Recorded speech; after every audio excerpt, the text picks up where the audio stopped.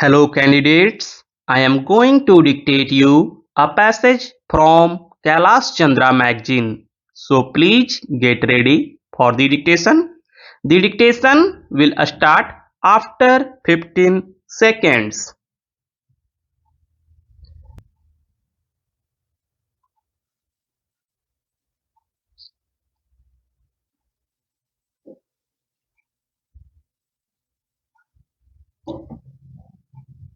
If you scan the history of the railways in this country, you will see that it was the presidency towns Bombay, Madras and Calcutta that determined the pattern of our railways as well as of our industrial and economic growth.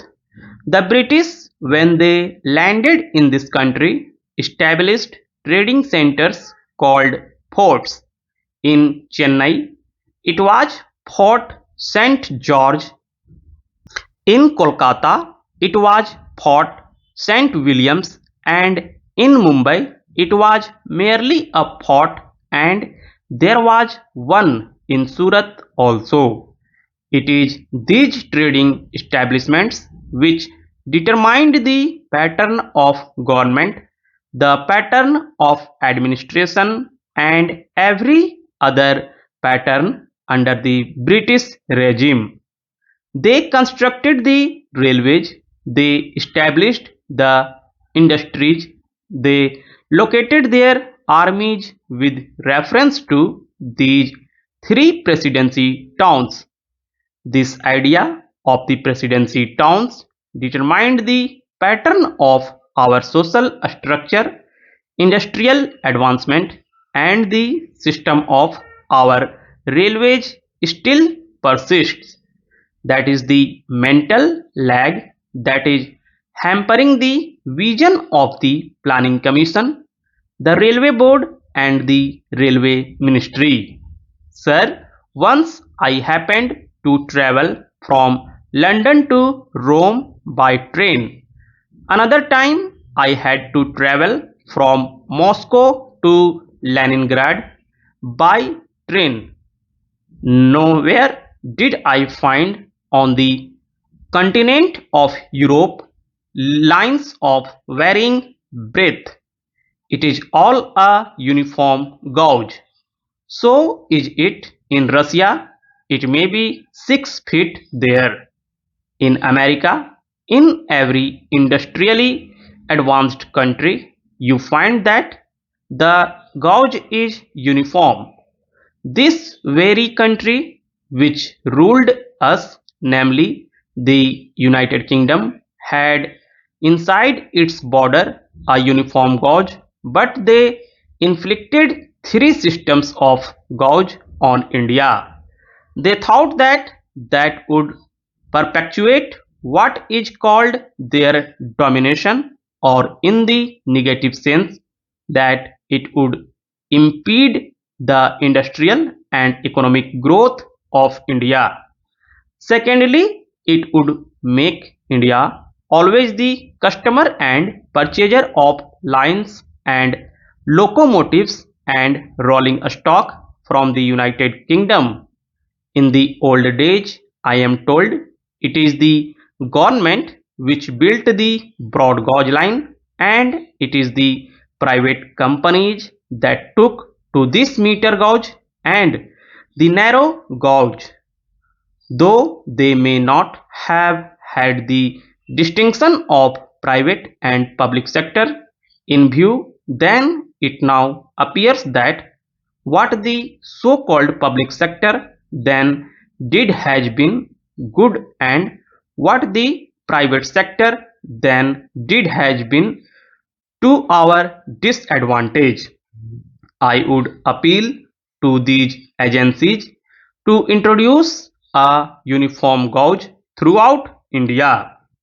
In this connection, it will be interesting to note the talk of the Honorable Railway Minister about the schools, primary schools, higher secondary schools, and high schools for the Indian Railways.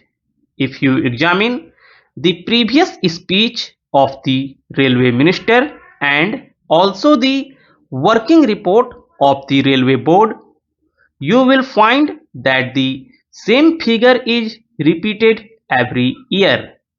I have examined the figures and I find that this year only 16 schools have been added, out of which 13 are primary schools, one is a higher secondary school, and 2 are middle or high schools.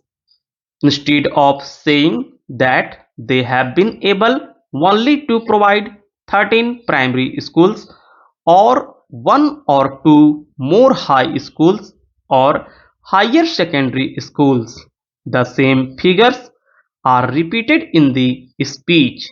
Although the railway board has all along been saying that education is the responsibility of the state and therefore the railway board does not own this responsibility, I would like to remind the railway minister about the agreement reached between the National Federation of Railwaymen and the Railway Board in the year 2013, according to which the Railway Board undertook to provide primary schools for the education of the children of railway employees.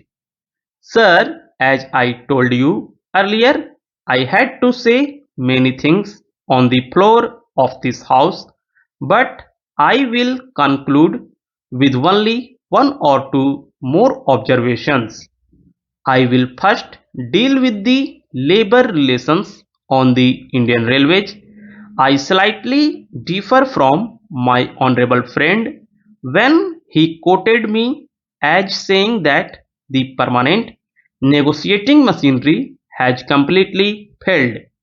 It is a fact that this machinery is not functioning satisfactorily. At certain places, it has failed. There is no doubt about it.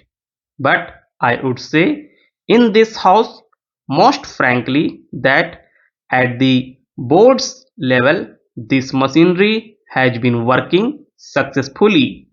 But this is not the position so far as the zonal railways are concerned.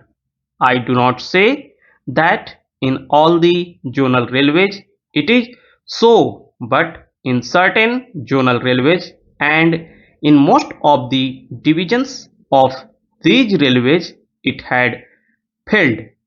I was expecting that the railway minister would examine the working of this machinery in all the railways. What is the greatest defect in this machinery? This machinery suffers to the extent that at the board level, if there is difference of opinion between the railway board and the railway labor, no arbitration machinery is provided to settle the disputes. The provision in this machinery is that as and when an occasion arises, an ad hoc tribunal would be set up by government.